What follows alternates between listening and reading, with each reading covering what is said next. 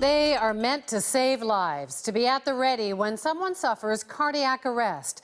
But CBC News has learned there have been hundreds of failures involving automated defibrillators, sometimes with deadly results.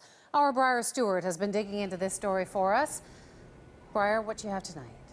Wendy, it's becoming more common to see defibrillators like this one at your local hockey rink or high school. The high-tech machine can save lives, but only if it works. When Tanya Leahy watches her son Kenzie play hockey, her mind can't help but go back to a day at a rink last year. We really thought Kenzie was going to die there in front of us on the ice. Her son was hit in the chest with a puck. Emergency workers just happened to be at the game. When they brought the defib out for Kenzie, everyone breathed a sigh of relief because we realized we had something in our hands. We had a piece of technology that would save him. And when it didn't work, the whole mood in the rink changed immediately. Kenzie survived after a nearby ambulance arrived with a working defibrillator.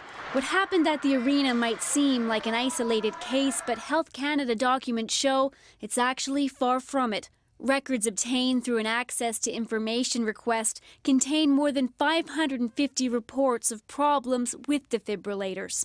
In the past 5 years, there have been 102 cases where units wouldn't power on or would turn off unexpectedly. 78 cases of a defibrillator failing to deliver a shock.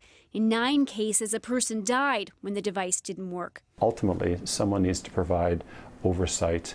Dr. Alan DeCon says there's no question that defibrillators save lives, but the number of reported problems raise concerns. We need to have a better grasp on how people are actually using them and maintaining them after they purchase them. Right now, no one tracks how many defibrillators there are in Canada or how often they're used. I make sure that my battery is good. The machine's battery and electrode pads need to be replaced every few years, depending on the model.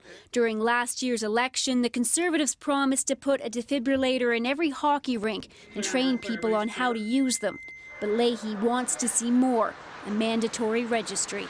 If AEDs were all tracked and the records were maintained, then we would know which ones were functioning and which ones were not.